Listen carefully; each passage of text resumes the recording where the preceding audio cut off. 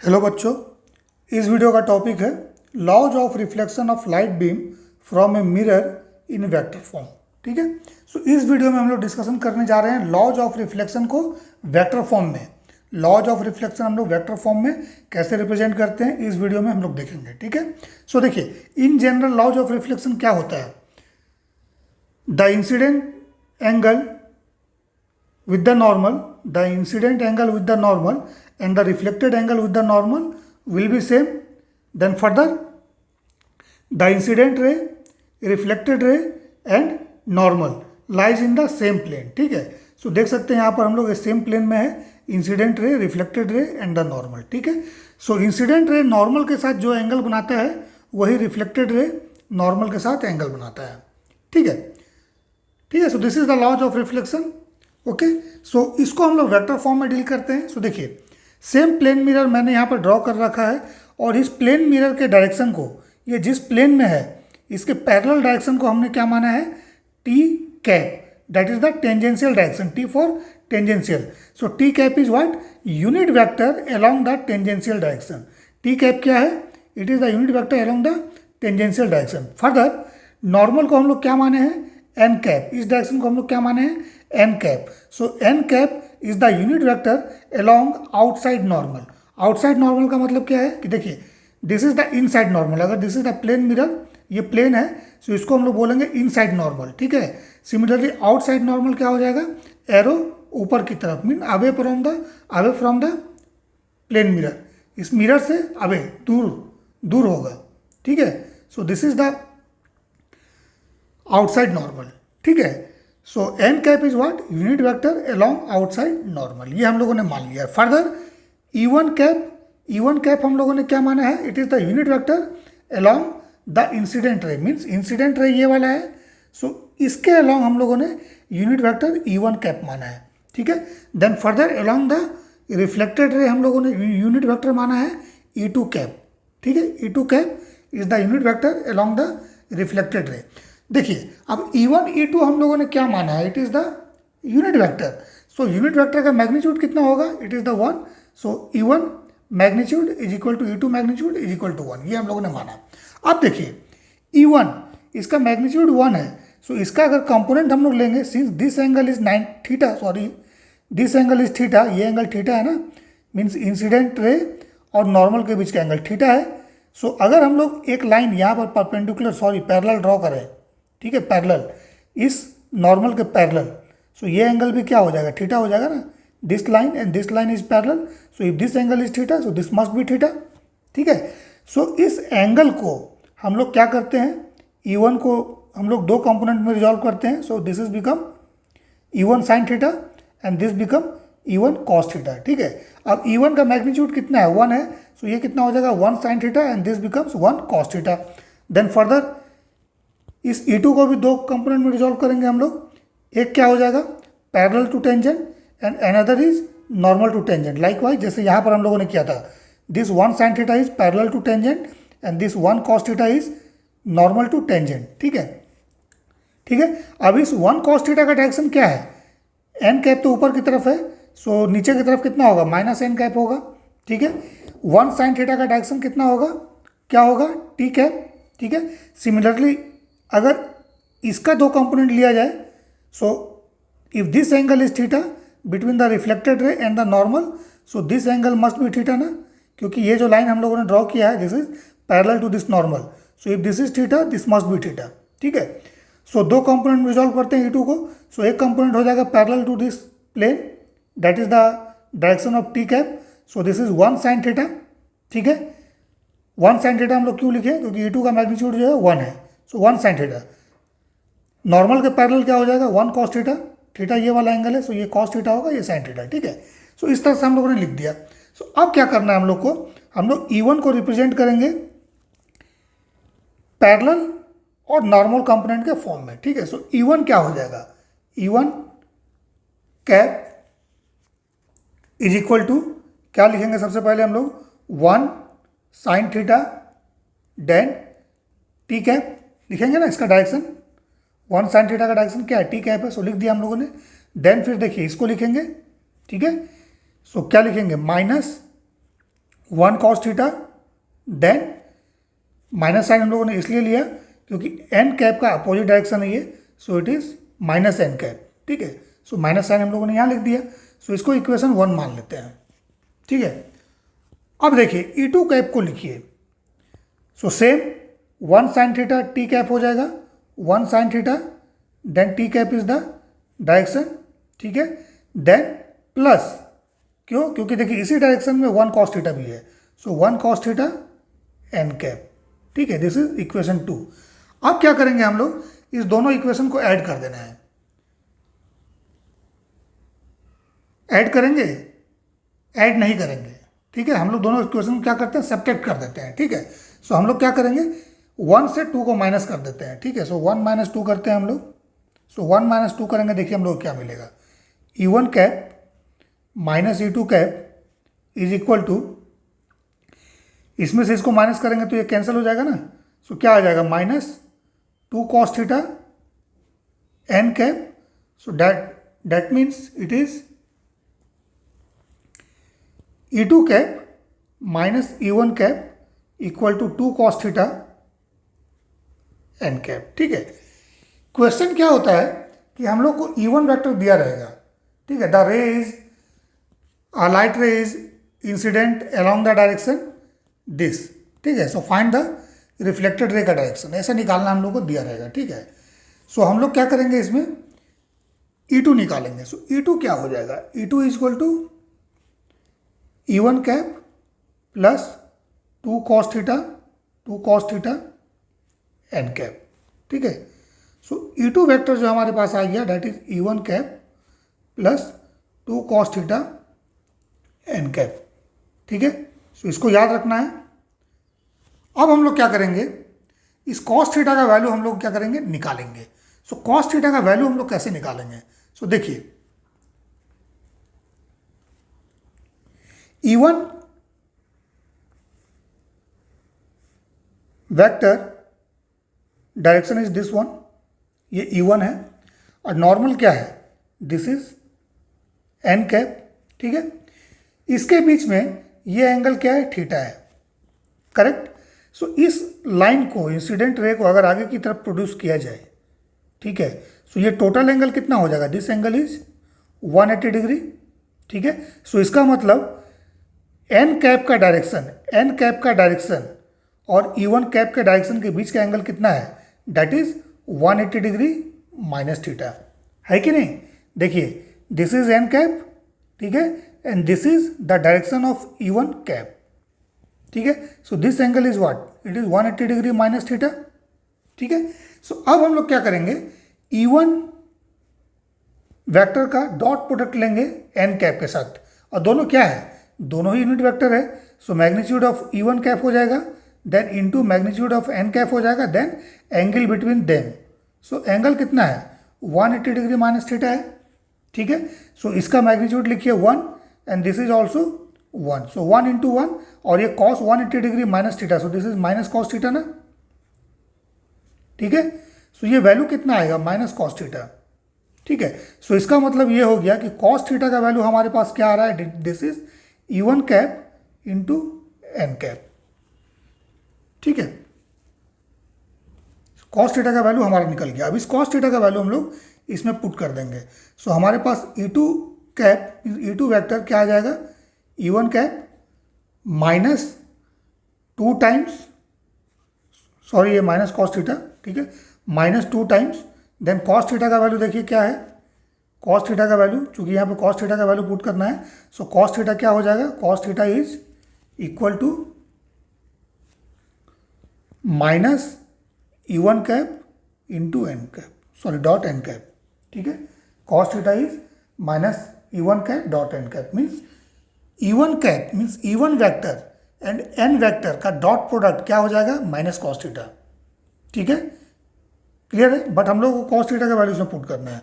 सो क्या हो जाएगा, E2 cap, E2 vector is equal to E1 cap, ठीक है, माइनस इस वैल्यू को पुट कर दिए, सो -2 ब्रैकेट में क्या हो जाएगा, E1 cap dot N cap, means E1 vector और नॉर्मल वेक्टर का डॉट प्रोडक्ट, देन फिर यहाँ पर एन कैप आ जाएगा, ठीक है। अब इस फॉर्मूला को एकदम याद रखना है, इसी फॉर्मूला पर क्वेश्चंस बनेंगे इसके रिलेटेड, ठीक है, दिस इज वेरी इंपॉर्टेंट, ठीक है। सो देखिए अब हम लोग क्वेश्चन डिस्कशन करते हैं। So first question is a ray of light is incident on the YZ plane mirror, means एक प्लेन मिरर है जो YZ प्लेन में है, ठीक है। डायरेक्शन को हम लोगों को समझना पड़ेगा। YZ plane mirror along a unit vector, ठीक है, E1 cap is equal to 1/√3 I cap plus 1/√3 J cap plus 1/√3 K cap. So unit vector है ना, सो इसका मैग्नीट्यूड निकाल के देखिए, √1 + 1 + 1 डिवाइड बाई 3 आएगा, सो √3/3 दैट इज 1, ठीक है, क्लियर है। So find the unit vector along the reflected रे। सो इंसिडेंट रे का डायरेक्शन दिया है इस यूनिट वेक्टर के अलोंग है, इंसिडेंट रे is along this unit vector. So reflected ray का हम लोग को डायरेक्शन पूछा है। सो फॉर्मूला देखिए हम लोगों ने क्या लिखा था, E2 कैप मीन्स ये क्या था, reflected ray direction, reflected ray direction, या फिर unit vector along the reflected रे, और unit vector along reflected ray, ठीक है, जैसे हम लोगों ने डेरिवेशन में भी किया है, ठीक है।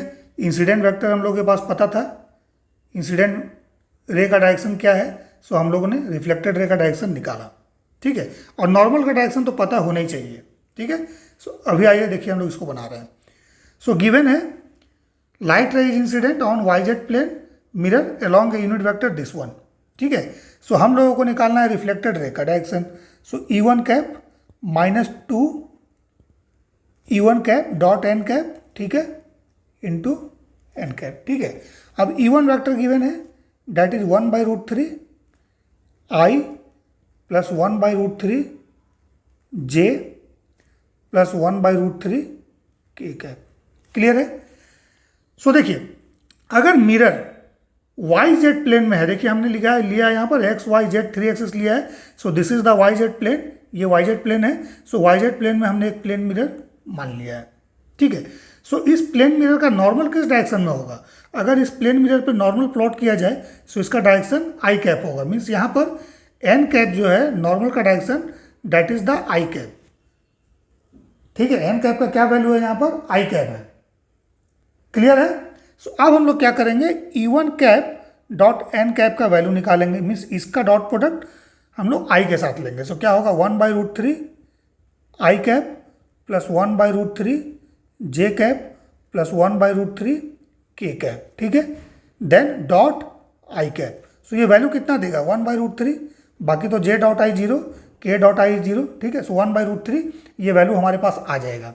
सो E2 क्या हो जाएगा, E2 is equal to E1 vector, so E1 vector को लिख दीजिए 1/√3 I देन प्लस 1/√3 J प्लस 1/√3 K देन -2 टाइम्स इस वैल्यू को पुट कीजिए जो हम लोगों ने यहाँ निकाला है। सो क्या हो जाएगा 1/√3, ठीक है, और n कैप का वैल्यू कितना है, I है, सो I यहाँ पर लिख देना है, ठीक है। So direction is important, normal का डायरेक्शन निकाल लीजिए, E1 का दिया हुआ है वेक्टर, डॉट प्रोडक्ट निकालिए, पुट कीजिए इस फॉर्मूला में, कैलकुलेट कर दीजिए। सो देखिए क्या हो जाएगा, 2/√3 होगा, सो -2/√3 I और यहाँ पर 1/√3 I है, सो कितना हो जाएगा, -1/√3 I cap plus 1/√3 J cap plus 1/√3 K cap, ठीक है। सो इससे क्या कंक्लूजन ड्रॉ हो रहा है, कंक्लूजन ये ड्रॉ हो रहा है कि अगर इंसिडेंट लाइट रे का डायरेक्शन अगर अलोंग दिस वेक्टर है, E1 वेक्टर के अलोंग है, ठीक है। सो ये लाइट रे जब इस प्लेन से रिफ्लेक्ट होगा सो उसके डायरेक्शन में क्या चेंजिंग आएगा, उसके डायरेक्शन में देखिए सिर्फ और सिर्फ I का चेंजिंग है, ठीक है। मीन्स अगर यहाँ पर देखिए I था सो यहाँ पर -1/√3 I हो गया, ठीक है। So this is the direction of reflected ray, ठीक है ना, this is the direction of reflected ray, जो कि यहाँ पर देखिए ये है। सो अगर पूछता है the unit vector along the reflected रे, सो this is the unit vector along the reflected रे, ठीक है। नेक्स्ट क्वेश्चन में हम लोग आते हैं।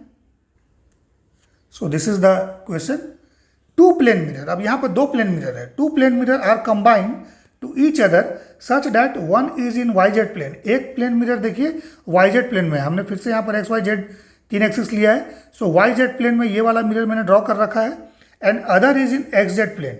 यहाँ पर एक्स जेड प्लेन में एक दूसरा मिरर है, ठीक है। दोनों ऑब्वियसली 90 डिग्री पर होगा ना, इस प्लेन मिरर के बीच का एंगल कितना होगा, 90 डिग्री होगा। ये एंगल ऑफ इंक्लिनेशन 90 डिग्री है, क्योंकि दोनों एक वाई जेड प्लेन में है और एक एक्स जेड प्लेन में है। A ray of light along vector this, ठीक है, इंसिडेंट रे इस वेक्टर के अलोंग है, this is the unit vector along the incident ray, ठीक है। Is incident on the first mirror, first mirror, so first mirror क्या है, Y Z है ना, सो इस पर कोई एक रे जो है वो इंसिडेंट हुआ इस तरह से, क्लियर है। Incident on the first mirror, find the unit vector in the direction of emergence ray after successive reflection from both the mirror.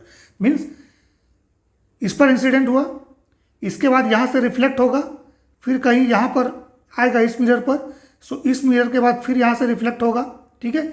सो इसका डायरेक्शन हम लोगों को निकालना है कि डायरेक्शन क्या होगा। सो देखिए कंसेप्ट यहाँ पर देखना है, ठीक है। सबसे पहले किस मिरर पर इंसिडेंट हुआ, वाई जेड प्लेन वाले मिरर पे। सो वाई जेड प्लेन ये है ना, सो इस पर नॉर्मल क्या होगा, इस पर जो नॉर्मल होगा इसका डायरेक्शन क्या होगा, आई कैप, ध्यान दीजिएगा, ठीक है। फिर इस प्लेन पर जो कि एक्स जेड प्लेन पर, इस पर नॉर्मल क्या हो जाएगा, इस पर जो नॉर्मल होगा उसका डायरेक्शन होगा जे कैप, ठीक है, क्योंकि ये वाई का डायरेक्शन में है, ठीक है। सो सबसे पहले हम लोगों को क्या करना है कि जो फर्स्ट पार्ट है उसमें एन कैप का वैल्यू क्या होगा, एन कैप का वैल्यू आई कैप हो जाएगा जब इस मिरर से आप रिफ्लेक्शन लीजिएगा जो कि वाई जेड प्लेन में है, ठीक है। सो चेंजिंग क्या होगा, चेंजिंग होगा इसका, है ना, मीन्स ये वाला रे अगर लीजिएगा दिस रे, ठीक है। सो ये यूनिट वेक्टर कितना हो जाएगा, -1/√3, ठीक है, आई कैप +1/√3 जे कैप +1/√3 के कैप, जैसे प्रीवियस क्वेश्चन में हम लोगों ने कैलकुलेट किया था, ठीक है। क्यों, क्योंकि वहाँ पर E1 vector dot N cap vector, इसका वैल्यू कितना आएगा, 1/√3 आएगा, ठीक है। So twice E1 cap dot N cap into N cap, ये वैल्यू कितना हो जाएगा, इट इज़ 2 टाइम्स 1/√3, ठीक है। और ये वाला वैल्यू कितना है, एन कैप का वैल्यू आई कैप है, ठीक है। सो पुट करिएगा फॉर्मूला में, सो इस तरह का आ जाएगा आपके पास। So this is this reflected ray, मान लेते हैं इसको E3 है, ठीक है। सो E3 कैप का वैल्यू हमारे पास ऐसा आ जाएगा। अब ये E3 कैप जब इस प्लेन मिरर पर इंसिडेंट होगा, सो जब रिफ्लेक्ट होगा, सो इसके लिए जब हम लोग कैलकुलेट करेंगे इसको यूज़ करके, ये क्या है, this is the incident ray, unit vector along the incident ray for this plane mirror that is in X Z plane, जो कि X Z plane mirror plane में है। अब इससे जब रिफ्लेक्ट होगा, सो हम लोगों को निकालना है फाइनल E2 का वैल्यू क्या होगा। सो देखिए अब इस E2 को कैलकुलेट करने के लिए यहाँ पे नॉर्मल का वैल्यू क्या हो जाएगा, जे कैप हो जाएगा, ठीक है। सो फिर से हम लोग फॉर्मूला लगाएंगे, E2 इक्वल टू वाट, यहाँ पर हो जाएगा E3, है ना, E3 cap -2 E3 dot N cap then N cap, ऐसा हो जाएगा। सो E3 डॉट एन कैप जब आप कैलकुलेट कीजिएगा, E3 डॉट एन कैप, सो ये वैल्यू क्या आएगा, E3 का वैल्यू देखिए ये वाला है -1/√3 आई कैप देन +1/√3 जे कैप देन +1/√3 के कैप, ठीक है। अब इसका डॉट प्रोडक्ट हम लोग लेंगे किसके साथ, इस जे कैप के साथ ना, ठीक है। सो कितना आ जाएगा, 1/√3 आ जाएगा ये, ठीक है। सो जब इस फॉर्मूला पे हम लोग पुट करेंगे, सो ये फॉर्मूला पे वैल्यू पुट करेंगे इस E3 का वैल्यू जो ये वाला रे था, so that is E3 cap, sorry value put करना है डायरेक्ट, 1/√3 आई कैप +1/√3 जे कैप +1/√3 के कैप, ठीक है। अब इसमें से माइनस हो जाएगा 2 टाइम्स 1/√3, देन इस एन कैप का वैल्यू अभी क्या हो जाएगा, जे कैप, ठीक है। सो देखिए -1/√3 आई कैप -1/√3 जे कैप देन +1/√3 के कैप, ये आएगा अगर दो प्लेन मिरर म्यूचुअली परपेंडिकुलर है, ठीक है। सो इस तरह से हम लोग कैलकुलेशन करेंगे। मीन्स फर्स्ट पार्ट में देखिए क्या हो रहा है, जो आई है वो रिवर्स हो रहा है ना।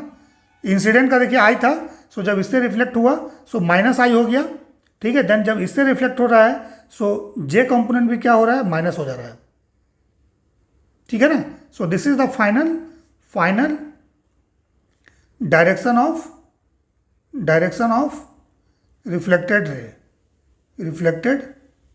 रे या इमर्जेंट रे, ठीक है, जो फाइनल इस मिरर से पहले इससे टकराया देन फिर इससे, सो फाइनल जो है ये डायरेक्शन आएगा, that is the unit vector along the final reflected ray और फाइनल इमर्जेंट रे, ठीक है।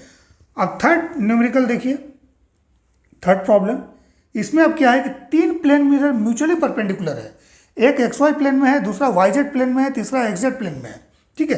सो इसमें क्या होगा, अगर मान लीजिए कोई भी रे है जो पहले अगर मान लेते हैं फर्स्ट वो इंसिडेंट हो जाएगा मान लीजिए इस प्लेन पर, ठीक है, इस प्लेन पर इंसिडेंट हुआ YZ प्लेन पर, सो YZ प्लेन का डायरेक्शन, YZ प्लेन पर नॉर्मल क्या होगा, नॉर्मल का direction that is I cap, ठीक है।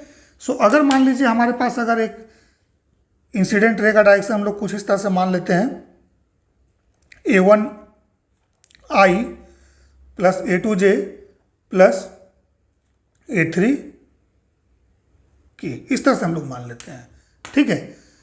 सो पहली बार क्या होगा, जब वो YZ प्लेन पर इंसिडेंट होगा, YZ प्लेन मिरर पर इंसिडेंट होगा, सो जब यहाँ से रिफ्लेक्ट होगा सो उसका ये आई कंपोनेंट चेंज हो जाएगा ना, जैसे प्रीवियस डिस्कशन हम लोगों ने किया है। सो फर्स्ट क्या होगा, -A1I cap plus A2J cap plus A3K cap, ये कौन सा रे आ जाएगा, ये आ जाएगा हमारे पास लेट से दिस रे, ठीक है, ये वाला रे, इसको मान लेते हैं दिस इज E1, सो हमारे पास ये E2 आ जाएगा, this is the E2 cap, ठीक है।